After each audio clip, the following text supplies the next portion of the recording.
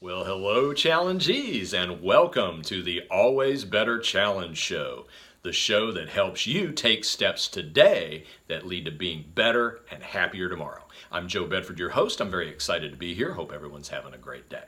We're going to jump right in, and we're going to start, as always, with our quote/topic introduction.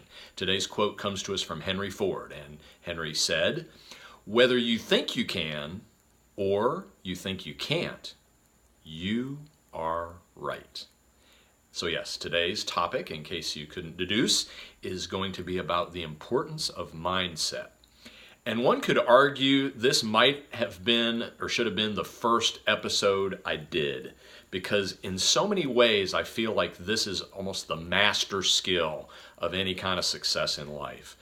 With a good mindset, what you can achieve is almost limitless. It will enable you to gather all of the other traits and education and information and everything else that you need. And without a good mindset, it is going to be like dragging a weight behind you to achieve anything. So it arguably is one of the most important skills we can have. I believe that you can think almost anything into existence, and I've proven this, at least to my satisfaction, in my own life, where I've dreamed some dreams that at the time seemed impossible, but I set them as a possibility and moved toward them, and sure enough, they did happen. Eventually, I'm not going to say it happens overnight, but if you keep moving towards something, you'd be amazed at what you can achieve and what you can attract into your life. I'm a firm believer in the fact that with the right mindset and with unshakable determination, you can accomplish almost anything. You can be almost anyone and do almost anything. Now, yes, there are some limitations. This is not about being Pollyanna and believing something that's not true. For example, probably most of us are, no matter how hard we work at it, are not going to make it to the NBA or the NFL. A few of us might. But for most of us, that is not a reasonable goal. But what is a reasonable goal? Would you say it's unreasonable if I told you that if you worked hard at it, you could be one of the top 1% in the world at basketball or football? 5%. I don't know. I don't know what that exact number is, but the point is that you can be very good, one of the best at anything you set your mind to and pursue with dogged determination, in my opinion. So much of it is about just our perspective.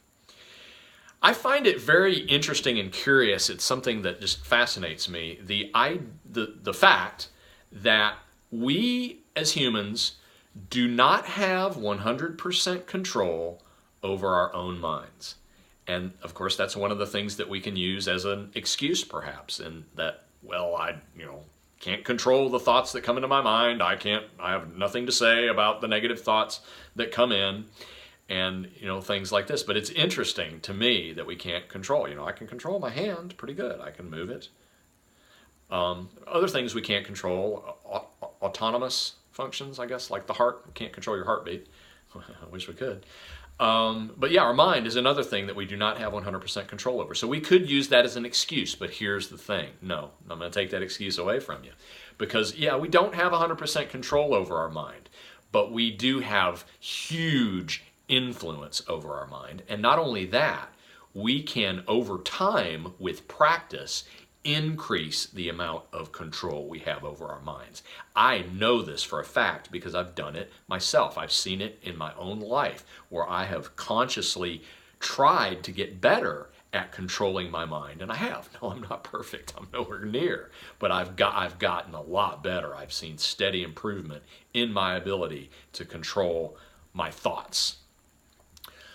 So it's trainable. Now, and I apologize, I guess now we're just going to jump into some techniques. This episode, when I was trying to write my notes for it, the other episodes, the structure and the flow has just become apparent as my thoughts come together. And this one, not so much. I was worried that it was going to jump around a little bit, and so I apologize in advance if that is the case. But I still feel like I've got good thoughts here that I want to present to you, so hopefully they're in a cohesive enough order that it'll flow and make sense. So I'm jumping a little bit now to sort of techniques that we can use to like set the foundation, or maybe make good soil, for want of a better way of putting it, so that a good mindset can grow from the soil that we've tended to. And so the first thing that occurs to me in this regards to suggest is the importance of starting your day off right. There are a lot of authors and thought leaders that have presented different ideas on this. I think the way I've heard it is the idea of the golden hour, the first hour upon arising, and how that can set the tone for the entire day. So you choose, do you want to start the day with thoughts of gratitude, with contemplation, perhaps meditation, learning, sharpening our saw, as the old saying goes, working on something that's going to get us a little better. Is that a good way to start the day? Or, how do some folks start the day, hitting the snooze button and scrambling out of bed and rushing around, trying to get out the door at the last minute? I know which one I would choose, and which one I think would set the tone and make it more likely for me to have a good mindset starting and throughout my day.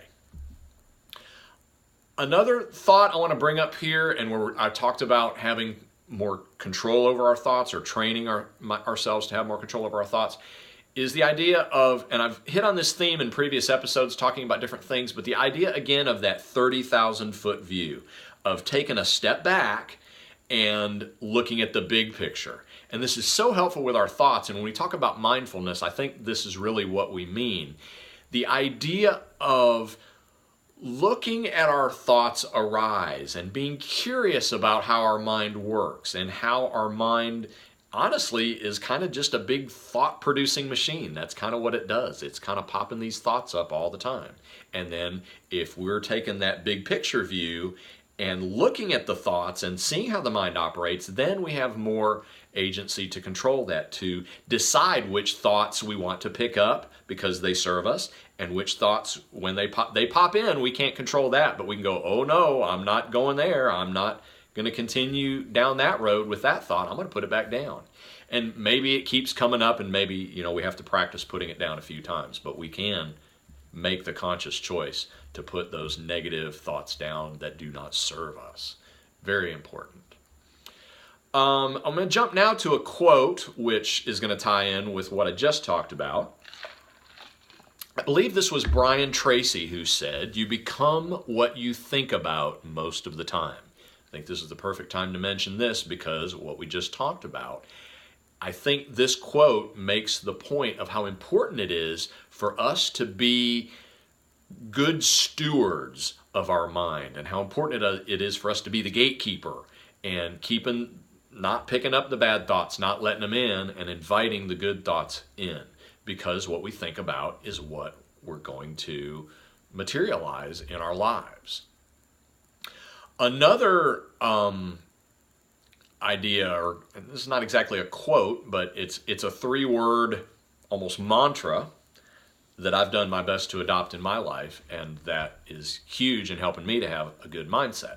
Now, at first, this may not sound good, but I promise you it is. These 3 words, very simple. I am responsible. I'll say it again. I think it's that important. I am responsible. May sound scary at first, but there's actually no more freeing, no more empowering words, in my opinion, that you can utter. I am responsible. Because what does this mean? This means, first of all, I have no excuses. I can't blame it on my upbringing or my education or the obstacles that I faced, my relationships, my boss, anything. I can't blame my life on any of those things, because I am responsible. Very empowering words. And it's true. No, just like with our thoughts, we can't necessarily control the cards we're dealt, but we can play those cards, and that's up to nobody but us. We can have the mindset of, oh, I'm beaten, I'm defeated, and if we believe it, it's true. And if we have the mindset of, oh, okay, this is an obstacle, I'm going to get through it, around it, whatever, I'm going to get past it and I'm going to get to my goal. I am responsible. Very empowering words. One of my favorite tips, tools, techniques, whatever you want to call it. Another quote. This one is from Jim Rohn. You are the average of the 5 people you spend the most time with. Very impactful advice if you look at it on it as advice. So what does this mean? Well, first of all, again, we're talking about making the soil good. Being around positive people, people that have the attributes that we want, that have the personality traits that we want, that have the success that we want. And when I say success, I mean holistic, all-encompassing success, because that's what I want, and that's what I want to emulate. Well, what am I trying to say? Success in one area at the expense of everything else, in my opinion, isn't success at all. You can make a lot of money and destroy your health in the process. Is that sustainable? Is that a happy, good life? Not in my opinion. No, it's not. So I want to be around people that have the success that I want in all areas of their life and who are positive, optimistic, upbeat, as my wife says, that are can-do kids. We want to be a can-do kid, and we want to be around can-do kids. The flip side of this is probably going to be one of the most difficult things for me to talk about, because this is a thorny issue. There's no getting around that. If we want to surround ourselves with positive people, what's the flip side of that? Well, doesn't that mean that we're going to have to, by necessity, distance ourselves from negative people, keep negative people at arm's length, spend less time around them and more time around the positive people in our life? This is tough because a lot of reasons. I mean, first of all, we don't want to throw other human beings in the garbage heap and say, well, you're worthless because you're negative. We want to have compassion for those people. We want to help those people if we can. We want to be and the best way I think you can help someone is just by being a positive example, just by showing them what you do and the results that you get, and hopefully they can learn from that. But here's the sad truth.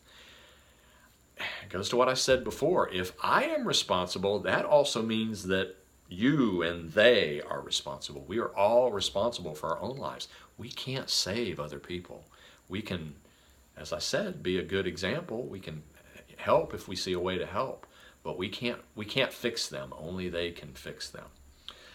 So yeah, we don't throw anyone in the garbage heap, but perhaps we are equanimous in saying, okay, that's how these are the choices this person is making, and I'm going to have to just wish them the best and hope the best for them, and maybe I'm going to spend less time being around them. And where I say this is thorny, I mean, what if it's a close family member? I know, I get it. I've been through that as well. It is, and I wish I had good answers for you. It's a very thorny thing to navigate. Maybe the best advice I have is just navigate it the best you can.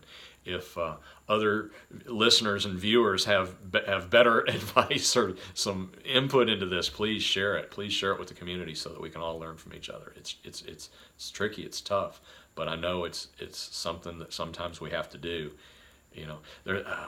It's a quote. I don't know who said this, or if we know who said this. What is it about? Sometimes you either have to let go or get pulled. That's the sad truth of it sometimes. So enough about that thorny subject. Let's try and turn this back around to a positive thing. Again, mindset, right? Visualizing. I think this is a very valuable tool, and it's definitely a tool that I've used. And I know for some folks, they may say it's a little too silly, a little too hippy-dippy. All I can say is, maybe give it a try, see if it works for you. If it doesn't work for you, then you can discard it. I know that I feel like it's worked for me at times. I can think of a couple of real concrete examples where it helped me. So this is just really clearly visualizing in as much detail as you can a goal or an outcome that you want to achieve. It's almost like you want to put yourself in that place, like you almost want to pretend for a moment like you're there, like you've achieved it, and what that's going to feel like, and what that's going to mean to you, and what that's going to do for your life, and what that's going to do for your loved ones and the people around you and everyone else that will be affected by you getting to that place.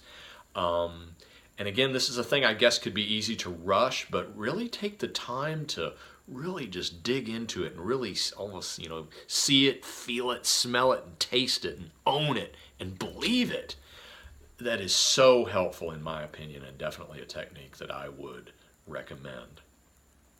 And the flip side of that is, don't do the opposite. Don't tear yourself down. I've kind of already talked about this a little bit, but that, again, the quote, I don't know who said this, that obstacles are the awful scary things that you see when you take your eyes off of your goal.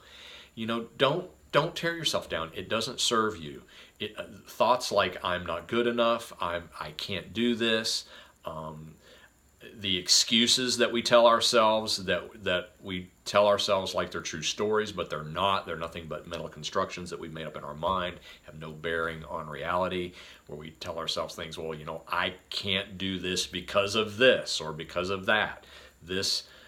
I'm not the kind of person who can do X, or I'm not, these kind of thoughts are nothing but fear and negativity, and they do not serve you. They are not going to make your life better. They're not. They're going to hold you back. Don't let them. So today's show, I think, is going to be a little bit shorter than some of the previous episodes. I have done the same number of notes, more or less, that I normally do, and we've moved through this a little bit more quickly. Again, this might have something to do with what I said, where the structure of this one, I don't know what I'm trying to say. I apologize. This is what happens when you don't have a script.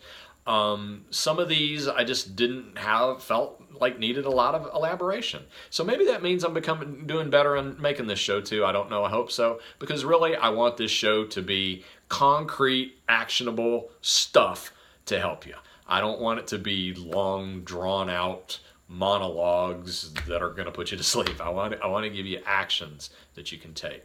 So maybe it'd be worth it just to sort of sum up or just reiterate really quick, just to sort of drive home. Good mindset is the master skill. It sets you up for success.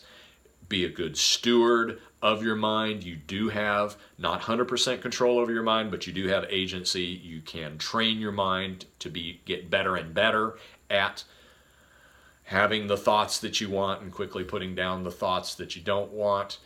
There were a couple other things that I wanted to mention. I felt like maybe I'd missed something. This is a direct quote from Brian Tracy. Optimism is the one quality more associated with success and happiness than any other.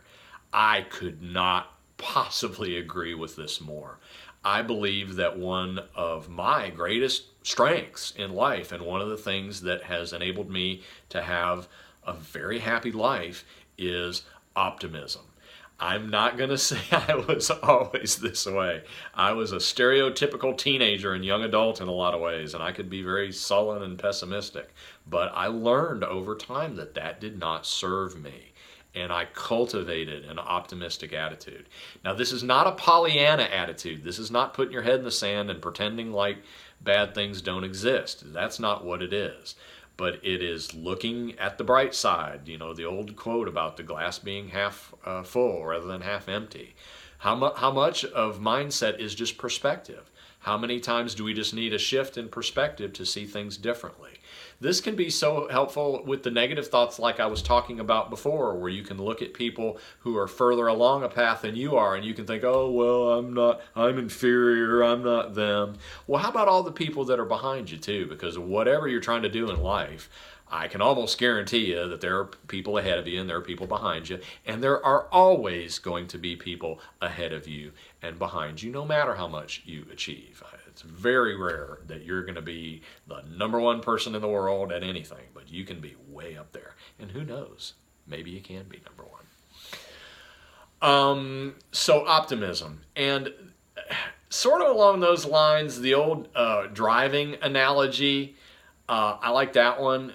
When you were first learning to drive, did someone teach you that you wanted to keep your eyes on the road and that you wanted to keep your eyes ahead of you where you wanted to go? Does that sound like that might work with goals and a success in life? Keeping your eyes on where you want to go. Where do you not want your eyes to go? Well, sometimes you're like, oh, I don't want to hit the guardrail. Oh, well, I don't want to go over there to the shoulder. And what happens? Did you do this when you're learning how to drive? You're looking at the shoulder and you start driving to the shoulder because it's almost unconscious or subconscious. You aim for what you're looking at. So make sure you're looking at the things you want.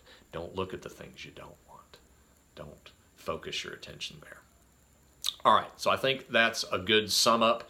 Let's go to our tools and resources. I've really only got one that really occurred to me in this. I mean, there's tons of stuff out there. Goodness, you could Google and you could stay busy all day, feeding yourself with good mindset. And it's definitely a topic I'll revisit in future episodes of the show.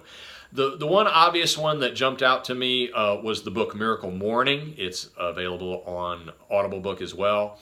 That's by my pal Hal Elrod. That's what he calls himself, my pal Hal. It's a great book. And this goes with all the resources that I present, and for that matter goes to everything I say. And I think I've said this before.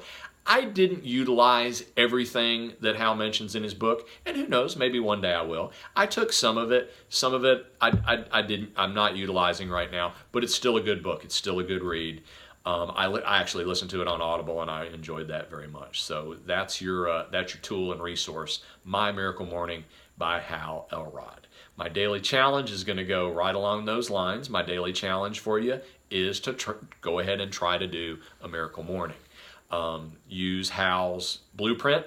If you don't want to do that for some reason, and you don't want to get the book, or your library doesn't have it, or whatever, then I'm going to challenge you to do the golden hour idea, which I believe I want to give Brian Tracy credit for that one too. I believe that's where I first heard that. But the idea of very purposely setting the first hour of the day as being something that's going to set you on the right course for the day. There's some other things, like exercise, doing some yoga. Those would be great components of your miracle morning or of your golden hour. Having a drink of water, I know, is something a lot of folks say right off instead of having coffee or whatnot. So those are my thoughts on mindset. As I say, this has got to be a topic that gets revisited because this is so important. And quite honestly, even the episodes that aren't about mindset, I hope mindset comes into it. That was really, I guess, kind of my big vision with this show, what I really wanted to do with it. I wanted to be an optimistic, smiling face that you see every day or whenever you can tune in or whenever you can listen in.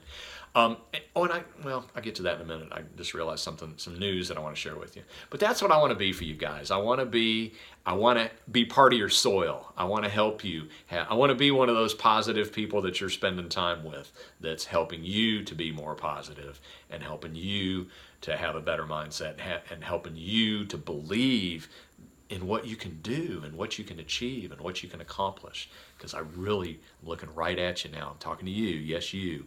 I believe your potential is virtually limitless. I believe it. I want you to believe it. Okay? Deal? All right. Oh, here's the news I wanted to share really quick.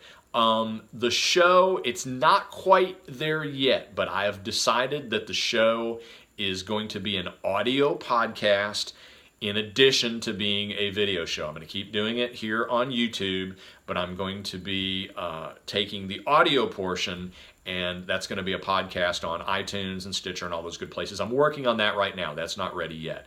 But I'm trying to be conscious as I'm recording these that some people are going to be listening, not watching, and so I say something about viewers or look at this, and so just for my podcast listeners to know, if you're listening to this, that's why some of this doesn't make sense. And if you decide you do want to watch, you can do that on YouTube at Always Better Challenge. So that's that. Please subscribe if you haven't already. I've gotten used to pointing down there, but I've also started adding, towards the end of the video, you're going to see me up in the corner of your screen doing this, and you can click on that to subscribe as well. There's also going to be a link down here, I believe, where you can view all of our full episodes. Oh, one more bit of news. Again, I don't know when this is going to happen. It might happen as early as today. I'm going to keep, and can I say, Elaine, you were right. Elaine knows who I'm talking to. In addition to the 30-minute video shows, I'm definitely going to start doing some shorter segments, probably 5 minutes or so. Still figuring that out. Maybe those will be daily. I'd really like for them to be daily. Who knows? Maybe the 30-minute shows will be less frequent when I start that. Still figuring all that out, but know that that is something in the pipeline that I'm very excited about. I think I'm going to call that like the Turbo Boost. I kind of like that. I kind of thought that was a cool name for the little short, punchy 5-minute segments. So that's it. Hopefully I haven't rambled too much here. I feel like I've jumped around a little bit. I do apologize for that. Thank you so much for watching. Thank you so much for sharing your time with me today. Questions, keep those coming. I look forward to hopefully answering more questions on upcoming episodes from viewers and listeners. Sign up for our email list. It's free, and it's a daily motivational email, a quote. I've started sharing a thought for the day where I give just a little brief thought that'll hopefully give you a little boost, and information on past and future episodes. Did I already say do that at our website, alwaysbetterchallenge.com. I mentioned this in a previous episode, and this is done now. If you don't want to, if that's too much typing, you can also type abetterchallenge.com, and that will take you to the website as well. I've actually thought about maybe changing the name of the show. What do you think about that? Let me know. A Better Challenge Show.